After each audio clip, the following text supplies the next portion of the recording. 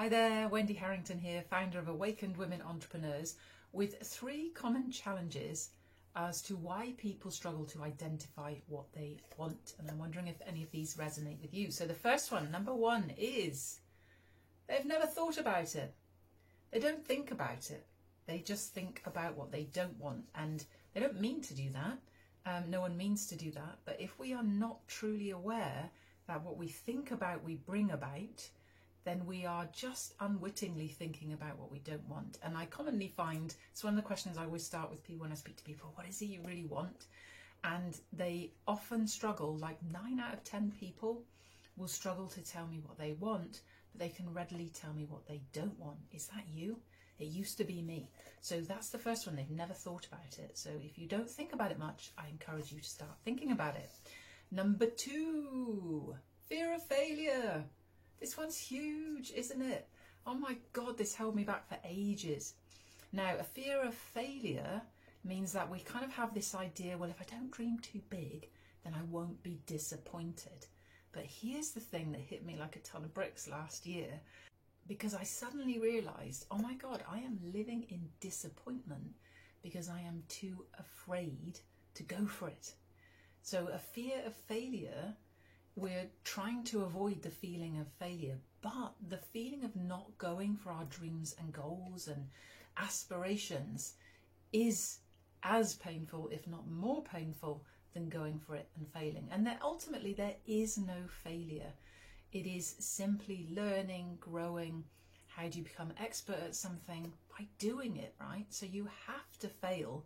You could see that failure is the way to success. We can't avoid it, but it's not a bad thing. But if we're running patterns like, of unworthiness, then that can feel like the worst thing ever, can't it? Because then we're doing things like perfectionism and stuff like that in order to try and feel like we're enough. And then we have this fear of failure. So that's another one. And number 3 is too big to claim. They have a vision and they're like, me? Could I do that? No, I'm not worthy of that. It's too big for me. I'm not the sort of person that does that.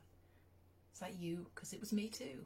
I'm like, oh no, I can't do that. Like, that's much too big. Who am I to think that I can do that? Have you ever thought that? Who am I to do that?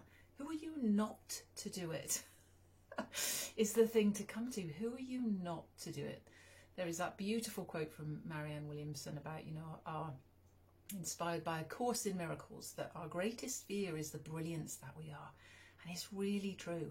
Like, none of us, like all of us, are spirit having this human experience. And as we start to realize that, who on earth are we not to do it, right? Of course we can do it. So those are the 3 common things that I've seen. Let me know in the chat anything else that you're aware of that you think stops people identifying and getting clear on what they want and then going for it. Now, if you'd love to dive deeper into this, I am doing a workshop. It is called Manifestation Unveiled: 4 Secrets to Achieving Your Dreams. And we're going to be looking at really getting clear on what you want.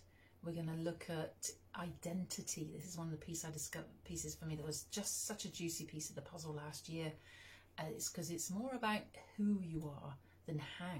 And we get so stuck on the how, but what's really important is who. So we're going to be looking at that and diving into some other things to really help you get clear and focused and give yourself permission to really dream and go after what you want. So I hope this was helpful for you today. I will see you again very soon, and I will pop the link in the details if you want to check out the workshop. I'll see you soon. Bye for now.